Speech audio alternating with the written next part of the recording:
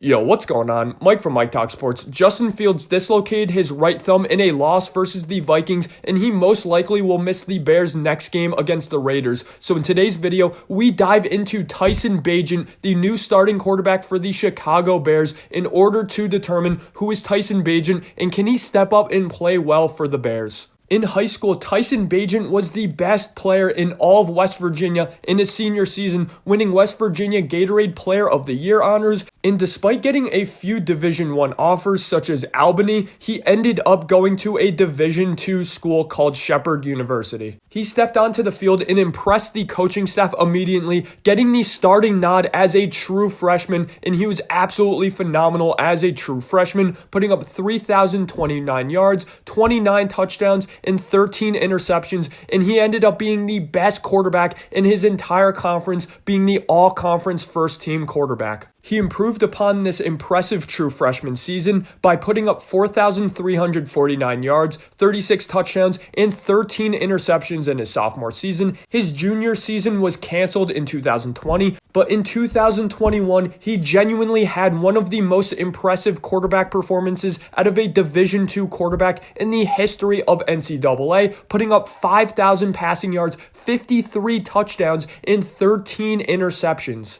At this point, he garnered the attention of a lot of Division I programs such as Maryland, but he decided to finish what he started at Shepherd University, returning for his senior season, making him a 4-year starter. Make no mistake about it, Tyson Bagent has a significant amount of confidence, not only this, but a significant amount of playing time and overall experience at the college level. In this senior season, he ended up putting up 4,580 yards, 41 touchdowns, and just 8 interceptions. And in the midst of this great season, he broke the record for most amount of touchdown passes for any quarterback across all NCAA divisions with 159 touchdowns. It is extraordinarily rare for a Division II quarterback to get invited to the Senior Bowl and to get invited to the NFL Combine, but that's exactly what happened for Tyson. As expected, he did end up going undrafted in this year's NFL Draft, but his Senior Bowl performance, along with his reputation of being arguably the best quarterback in the history of D2 football,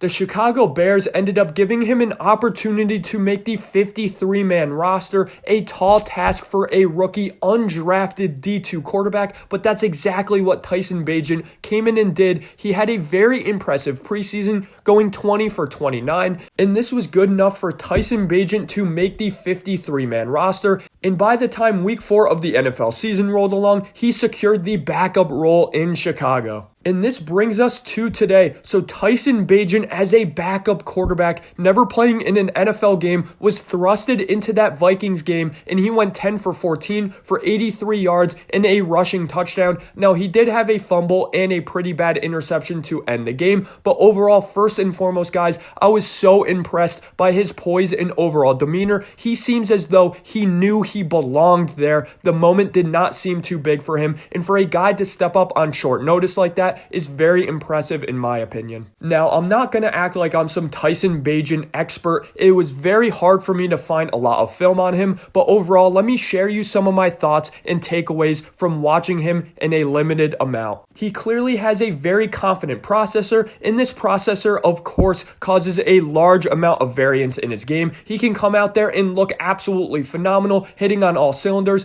Then he can come out there and throw for 3 or 4 interceptions. That's kind of the duality of having that confident of a processor. Something that head coach Matt Eberflus likes, and something that is apparent on his film, is that he does have a very nice quick release to his game. When analyzing his arm talent, there was of course a significant drop-off between him and Justin Fields, as Justin Fields throws the ball with a significant amount of velocity behind it, and while this of course is not the case with Tyson Bagent, it is adequate and it is at an NFL level, though it is well below NFL average. That is to be expected out of an undrafted free agent though. He overall does have solid enough mobility at a 4.79 40-yard dash time, and overall his agility testing numbers were actually above average for a quarterback at the NFL Combine. Now, at the college level, he certainly was not prolific against the blitz, and that's something the Raiders absolutely will pick up on, and they are going to blitz him into oblivion in this start, as most backup quarterbacks making their first start see in their first start.